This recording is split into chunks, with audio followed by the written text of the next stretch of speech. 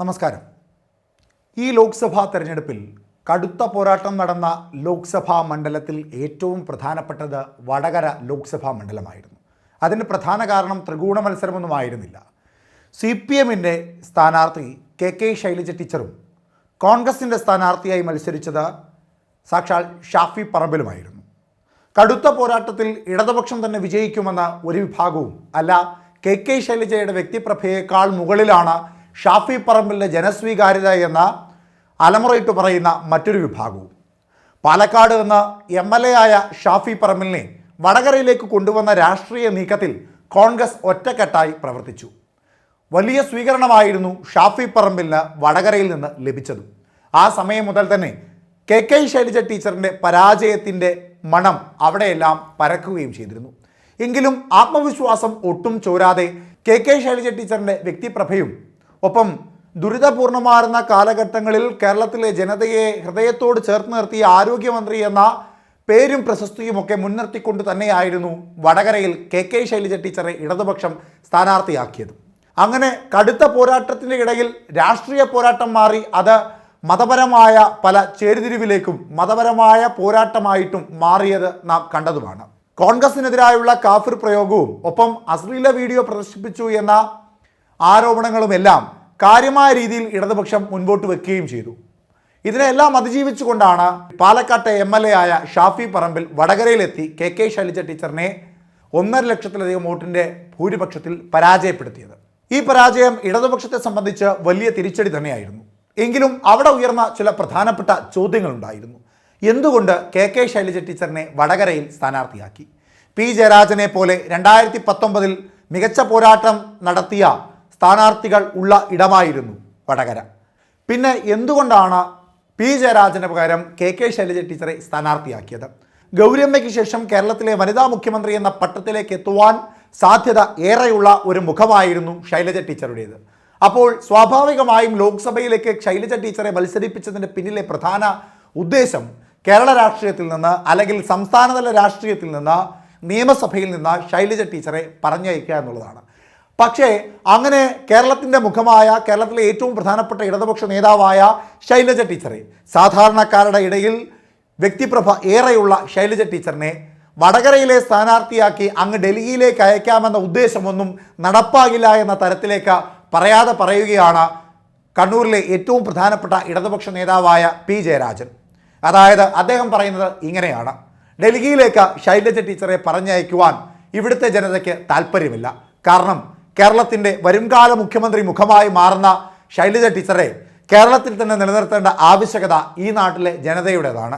അതുകൊണ്ടാണ് വടകരയിൽ ശൈലജ ടീച്ചറെ പരാജയപ്പെടുത്തിയതെന്നാണ് ജയരാജൻ പറയുന്നത്.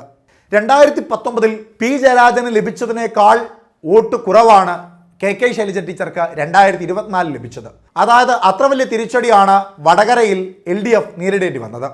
ജയരാജൻ വെറുതെ ചില വാക്കുകൾ പറഞ്ഞതല്ല, അതിൻ്റെ പിന്നിൽ ചില രാഷ്ട്രീയ തന്ത്രങ്ങളുണ്ട് എന്നുകൂടി പറയേണ്ടതായുണ്ട്. കേരളത്തിൻ്റെ മുഖ്യമന്ത്രിയായ പിണറായി വിജയൻ 3ാം തവണയും ഇടതുപക്ഷത്തിന് അധികാരം ലഭിച്ചാൽ ഒന്നുകിൽ മുഖ്യമന്ത്രിയാകുകയോ അല്ലെങ്കിൽ തൻ്റെ മരുമകനായ മുഹമ്മദ് റിയാസിനെ മുഖ്യമന്ത്രിയാക്കുവാനുള്ള തന്ത്രങ്ങൾ ഇപ്പോഴേ മെനയുന്നുണ്ട് എന്ന് ഇടതുപക്ഷത്തിനകത്തും പുറത്തുമൊക്കെ ചർച്ചയാകുന്ന ഒരു പ്രധാന കാര്യം തന്നെയാണ്. അതുകൊണ്ട് തന്നെ മുഖ്യമന്ത്രി പദത്തിലേക്ക് വരുവാൻ സാധ്യതയുള്ള ഇടതുപക്ഷ നേതാക്കന്മാരെയെല്ലാം ലോക്സഭയിലേക്ക് അയക്കുക എന്ന തന്ത്രപരമായ നീക്കത്തിൻ്റെ പിറകിലെ പ്രധാന കണ്ണി മുഖ്യമന്ത്രി പിണറായി വിജയനാണെന്ന് പറയുന്നവരുമുണ്ട്. അതുകൊണ്ട് തന്നെയാണ് തോമസ് ഐസക് അടക്കമുള്ള ശൈലജ ടീച്ചർ അടക്കമുള്ള മുഖ്യമന്ത്രിയാകുവാൻ സാധ്യതയുള്ള പ്രധാനപ്പെട്ട ഇടതുപക്ഷ നേതാക്കന്മാരെയെല്ലാം ലോക്സഭയിലേക്ക് മത്സരിപ്പിച്ച് പറഞ്ഞയക്കുവാൻ ശ്രമിച്ചതും. നടന്നത് ഇടതുപക്ഷത്തിന് വലിയ തിരിച്ചടിയാണ് എങ്കിലും അത് ഇടതുപക്ഷത്തിനേറ്റ തിരിച്ചടിയല്ല എന്നും മുഖ്യമന്ത്രിയായ പിണറായി വിജയൻ്റെ കുതന്ത്രങ്ങൾക്ക് കിട്ടിയ തിരിച്ചടിയാണെന്നും പറയുന്ന ഇടതുപക്ഷ നേതാക്കന്മാരും ഇപ്പോൾ LDFിലുണ്ട്. അതായത് മുഹമ്മദ് റിയാസിനെ മുഖ്യമന്ത്രിയാക്കാമെന്ന തന്ത്രങ്ങളും നീക്കുപോക്കുകളുമെല്ലാം അങ്ങ് പോക്കറ്റിൽ വെച്ചാൽ മതി എന്നാണ് ജയരാജൻ പറയാതെ പറയുന്നത്. കേരളത്തിൻ്റെ മുഖ്യമന്ത്രിയായി കെ ശൈലജ ടീച്ചർ വരണമെന്ന് പറയുമ്പോൾ സ്വാഭാവികമായും പിണറായി വിജയന് അസ്വാരസ്യം ഉണ്ടാകുവാനുള്ള സാധ്യതയും ഏറെയാണ്. ഈ അസ്വാരസ്യം ആദ്യം പ്രകടമാക്കിയത് 2021 മന്ത്രിസഭാ രൂപീകരണത്തിലാണ്. 2016 ആദ്യമായി പിണറായി സർക്കാർ അധികാരത്തിലെത്തിയപ്പോൾ ആരോഗ്യവകുപ്പ് മന്ത്രിയായിരുന്ന കെ ശൈലജ ടീച്ചർ അടക്കമുള്ള മന്ത്രിമാർ 2021 മന്ത്രിസഭയിൽ മന്ത്രിസ്ഥാനത്തേക്കൊന്നും വരണ്ട എന്ന തീരുമാനം പിണറായി വിജയൻ ആദ്യം തന്നെ ഏകപക്ഷീയമായി എടുക്കുന്നു. മുഖ്യമന്ത്രി പിണറായി വിജയൻ ഒഴികെ 2016 മന്ത്രിസഭയിലുള്ള ആരും തന്നെ 2021 മന്ത്രിസഭയിൽ ഇല്ല എന്ന് സാരം. അതായത് കെ ശൈലജ ടീച്ചർ ഒരു തവണ കൂടി മന്ത്രിസഭയിൽ എത്തിയാൽ മുഖ്യമന്ത്രി പദത്തിലേക്ക് എത്തുവാനുള്ള സാധ്യത ഏറെയാണ് എന്ന കണക്കൂട്ടലാണ് അതിൻ്റെ ഏറ്റവും പ്രധാനപ്പെട്ട കാരണമെന്നും പറയുന്നവരുണ്ട്.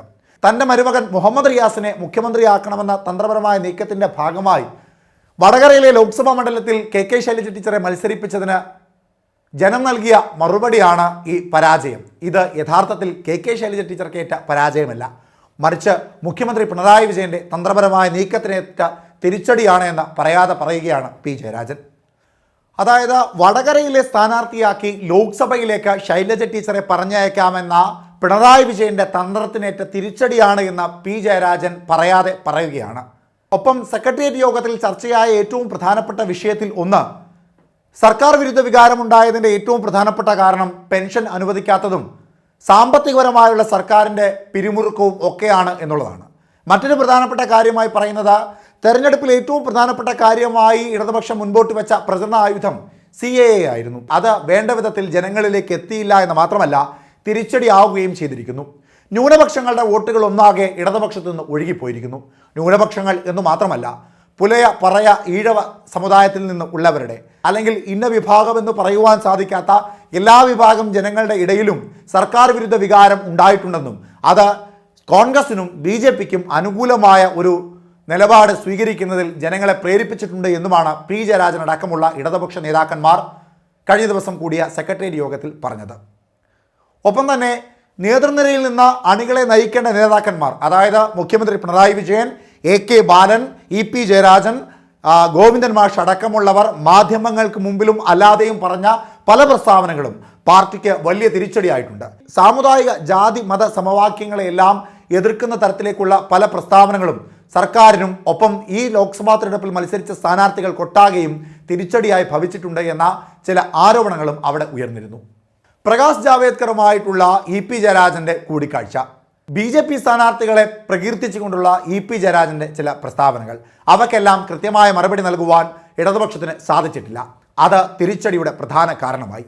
ഇത്തരത്തിൽ കാരണങ്ങൾ പലതാണ്. സർക്കാർ വിരുദ്ധ വികാരം, പെൻഷൻ നൽകാത്തത്, BJPയുമായുള്ള കൂട്ടുകെട്ട്, ഒപ്പം പ്രചരണായുധങ്ങളൊന്നും കൃത്യമായി ജനങ്ങളിലേക്ക് എത്തിയിട്ടില്ല. ഇവയെല്ലാം കൂട്ടി വായിക്കുമ്പോഴും അവിടെ പരാജയത്തിൻ്റെ പ്രധാന കാരണങ്ങൾ സർക്കാർ വിരുദ്ധ വികാരം തന്നെയാണ് എന്ന് പാർട്ടിക്കുള്ളിലും ഇപ്പോൾ വലിയ വിമർശനം ഉയർന്നിരിക്കുകയാണ്. അതിൻ്റെ കൂടെയാണ് പി ജയരാജൻ ഇത്തരത്തിൽ ഒരു തന്ത്രപരമായ നീക്കം കൂടി തൻ്റെ പരാമർശത്തിലൂടെ നടത്തിയിരിക്കുന്നത്. അതായത് പി ജയരാജൻ പറയാതെ പറയുന്നത് ഇങ്ങനെയാണ്: മുഹമ്മദ് റിയാസിനെ മുഖ്യമന്ത്രിയാക്കാമെന്ന പിണറായി വിജയൻ്റെ തന്ത്രപരമായ നീക്കമെല്ലാം എട്ടായി മടക്കി പോക്കറ്റിൽ വെച്ചാൽ മതി. കാരണം കെ ശൈലജ ടീച്ചറെ പോലെ മുഖ്യമന്ത്രി പദം അലങ്കരിക്കുവാൻ പ്രഗത്ഭരായ നിരവധി നേതാക്കന്മാർ ഇടതുപക്ഷത്തിനോടൊപ്പമുണ്ട്. അത് മനസ്സിലാക്കിയ ജനത വടകരയിൽ നിന്ന് അങ്ങ് ഡൽഹിയിലേക്ക് കെ ശൈലജ ടീച്ചറെ പറഞ്ഞയക്കാതെ കേരളത്തിൻ്റെ വരുംകാല മുഖ്യമന്ത്രിയായി കാണുവാനുള്ള ആഗ്രഹം കൊണ്ട് പരാജയപ്പെടുത്തിയതാണ് എന്ന് പറയാതെ പറയുന്നു പി ജയരാജൻ. ഇനി മൂന്നാം തവണയും ഇടതുപക്ഷത്തെ വിജയിപ്പിച്ച് സർക്കാരായി കൊണ്ടുവരുമോ എന്നുള്ളത് ജനം തീരുമാനിക്കേണ്ടതാണ്. പിന്നെ അറിയാം കെ ശൈലജ ടീച്ചർ കേരളത്തിൻ്റെ മുഖ്യമന്ത്രിയാകുമോ എന്ന്.